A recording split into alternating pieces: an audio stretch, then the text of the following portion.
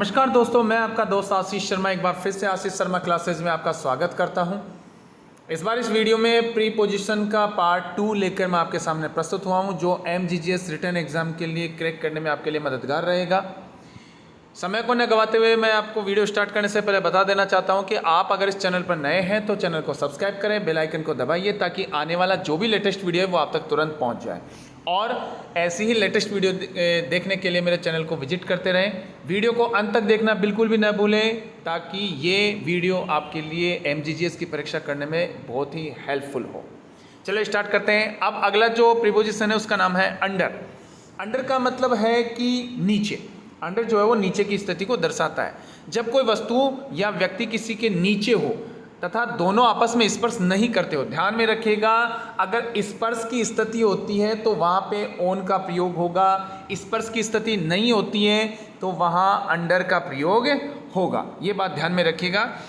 तो वहाँ अंडर का प्रयोग होता है। मैंने यहाँ पे नोट भी डाल दिया है, जैसा कि आप देख सकते हैं यहाँ पर नोट में कि एक दूसरे को स्पर्श करने की स्थिति में ओन का प्रयोग और एक दूसरे को स्पर्श नहीं करने की स्थिति में अंडर का प्रयोग किया जाता है। जैसे यहाँ पर आप देख सकते हैं a cat was sitting under the table. अब एक टेबल के नीचे जो है एक बिल्ली बैठी है।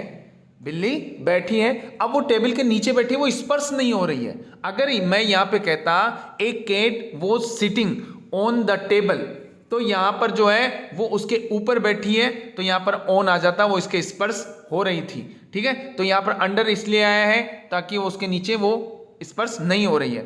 ऐसे ही ऑन और के विलोम के रूप में जो है वो अंडर का प्रयोग किया जाता है। मैं उम्मीद करता हूं कि अंडर का जो प्रयोग है वो आपको अच्छे समझ में आ गया होगा। अगला है बिहाइंड। बिहाइंड का मतलब होता है पीछे। बिहाइंड का मतलब क्या होता है? पीछे। ठीक है, बिहाइंड में जैसे ही वॉज सिटिंग बिहाइंड नीता, वह नीता के पीछे बैठी है। सॉरी, वह नीता के पीछे बैठा था। वह नीता के पीछे बैठा था। तो जहां पर भी पीछे की बात आती है वहां बिहाइंड का जो है वो यूज किया जाएगा। इसी प्रकार बिफोर है। बिफोर का मतलब होता है पहले के अर्थ में। बिफोर का मतलब क्या होता है? पहले के अर्थ में।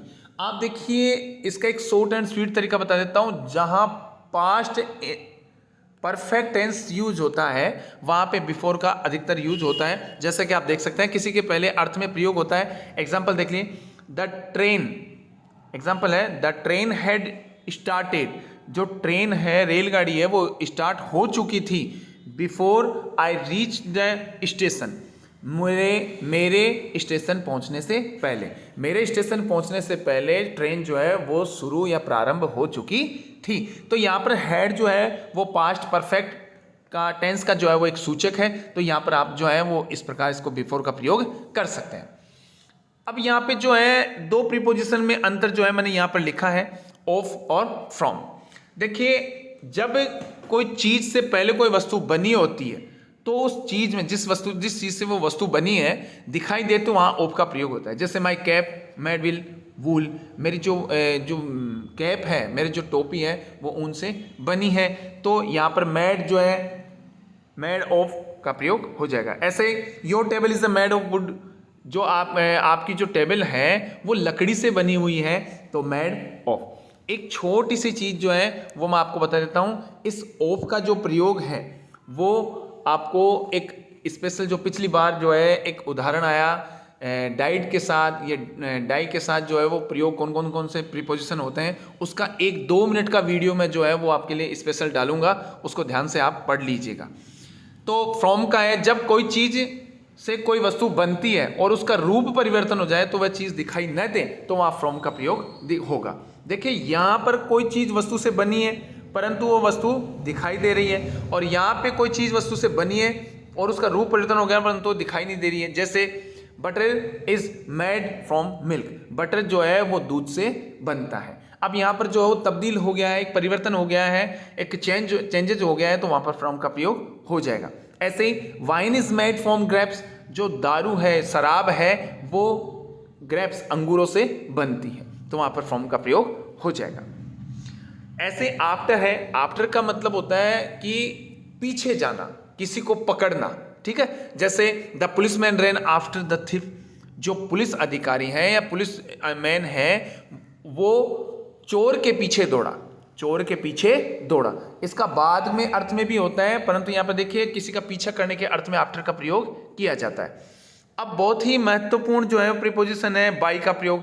निकटता की स्थिति में जो है वो आप बाई का प्रयोग कर सकते हैं। She is sitting by her mother, वह उसकी माताजी के पास में बैठी है, वह उसकी माताजी के पास में बैठी है। देखिए आपको मैं बता देता हूं, बैठने के अर्थ में जो है वो बाई का प्रयोग हो जाएगा, और स्टैंडिंग के अर्थ में जो है वो एट का प्रयोग हो जाएगा। क्योंकि खड़े रहने के अर्थ में वहां पर खड़ा है, वहां पर बैठी है या उसके पास में बैठी है, तो जहां बैठने की बात है वहां पे बाई का प्रयोग, और जहां पे खड़े रहने की बात है वहां पर एट का प्रयोग हो जाएगा। मैंने आपके यहां पर एग्जाम्पल भी डाला है, Vijay is standing at the bus stop. Vijay जो है वो बस स्टॉप पर खड़ा है, विजय जो है बस स्टॉप पर खड़ा है, तो यहाँ पर एट का प्रयोग हो जाएगा। और she is sitting by her mother, वो उसकी माताजी के पास में बैठी है। दूसरा है, अगर कोई व्यक्ति को हाथ, कलाई, गर्दन या कोट आदि से पकड़ते हैं तो वहां पर बाई का प्रयोग होता है। जैसे आई कट हिम बाई नेक, मैंने उसको गर्दन से पकड़ लिया, मैंने उसको गर्दन से पकड़ लिया। तो यहां पर देखिए बाई का प्रयोग हो गया है, उसको नेक गर्दन से पकड़ा है, जबकि मैंने यहां पर लिख दिया है कलाई, हाथ, गर्दन या कोट के माध्यम से पकड़ लिया जाता है, तो वहां बाई का प्रयोग किया जाता है। एक अधिकतम समय सीमा तक के अर्थ में, मतलब भाई इतने बजे तक वो आ जाएगा, इतने बजे तक वो ये कार्य संपन्न कर लेगा, ऐसी स्थिति में बाई का प्रयोग किया जाता है। ध्यान में रखिएगा, मैंने यहाँ पे दोनों एग्जाम्पल जो हैं वो डाले हैं, यहाँ पे ध्यान रखिएगा, ठीक है। इनका भी डाला है और बाई का भी डाला है। जैसे Ram will written by 10 PM, Ram जो है वो 10 बजे तक लौट जाएगा, राम जो है वो 10 बजे तक लौट जाएगा। अब यहाँ 10 बजे तक लौट जाएगा, एक टाइम है यहाँ पर, एक निश्चित है कि 10 बजे तक लौट जाएगा, तो वहाँ पर बाई का प्रयोग। परंतु अगर 2 घंटे, 4 घंटे, 5 घंटे, 2 दिन में फिक्स जो टाइम होता है वहाँ पर इनका प्रयोग किया जाता है, ये बात ध्यान में रखिएगा। जैसे ही विल रिटर्न इन 2 hours, वो 2 घंटे में लौट जाएगा, और एक है वह 10 बजे तक लौट जाएगा। तो जहां तक एक फिक्स टाइम हो जाता है, समय अवधि जो है वो फिक्स दे दी जाती है, वहां बाई का प्रयोग। और जहां एक अनिश्चित समय होता है, जैसे 2 घंटे में लौट जाएगा, 2 दिन में लौट जाएगा, ये ऐसी स्थिति होती है, तो वहां पर जो है वो इनका प्रयोग, तक की स्थिति में जो है वो बाई का प्रयोग किया जाएगा, ये बात ध्यान में रखिएगा। आगे देखते हैं चौथा इसमें बिंदु, अगर किसी वाहन के अंदर यात्रा कर रहे हैं तो वहां बाई का प्रयोग होगा। जैसे सी विल कैम बाई ट्रेन, वह ट्रेन से आएगी, वह ट्रेन से या रेलगाड़ी से आएगी। तो जब कोई एक माध्यम बन जाता है तो वहां बाई का प्रयोग किया जाता है, ठीक है। एक नोट मैंने यहाँ पे डाला है, यदि कोई वाहन के अंदर यात्रा करता है तो वहां पर आप जो है वो बाई का प्रयोग करेंगे। अगर कोई किसी वाहन के ऊपर बैठकर यात्रा करता है तो वहां पर ऑन का प्रयोग करेंगे। ध्यान में रखिएगा, मैं फिर से बता देता हूं, अगर वाहन के अंदर बैठ के बात की जाती है, वाहन के अंदर बैठ के बात की जाती है या यात्रा की जाती है तो वहां पर बाई का प्रयोग होगा। अगर वाहन के ऊपर बैठकर यात्रा की जाती है तो वहां पे ऑन का प्रयोग होगा। जैसे ही विल गो टू जयपुर, वह जयपुर जाएगी बाई ट्रेन से, ठीक है। और एक अलग उदाहरण जो है मैंने दिया है, यदि किसी वाहन के अंदर, वाहन के ऊपर बैठ के यात्रा की जाए तो वहां ऑन का प्रयोग, he was going on A bicycle, वह साइकिल के ऊपर जो है वो गया या जाता था, ठीक है। विद का प्रयोग जो है वो साथ के भाव में होता है और कोई किसी चीज के थ्रू काम किया जाता है। देखिए यहाँ पर अधिकतर जो है वो बच्चे, विद्यार्थी हैं, स्टूडेंट हैं, वो बाई का प्रयोग कर देते हैं। जैसे मैंने एक उदाहरण दिया, किसी वस्तु के द्वारा काम किए जाने के भाव में कोई किसी वस्तु का के माध्यम से काम किया जाता है। मैं ये कहूँ, 2 वाक्य आप खुद एक बार डिसाइड कीजिएगा, मैंने उसको लकड़ी के द्वारा पीटा। एक उदाहरण है, मैंने उसको लकड़ी से पीटा। तो ये से जो शब्द है वो विद के अर्थ में होगा, यहाँ पे बाई का प्रयोग बिल्कुल भी नहीं करना है। अगर किसी वस्तु के द्वारा कोई काम संपन्न किया जाता है तो वहां पे आप विद का प्रयोग करेंगे, न कि बाई का प्रयोग करेंगे। तो आई बीट ही, मैंने उसे मारा, विद ए स्टिक, एक लकड़ी के द्वारा, ठीक है।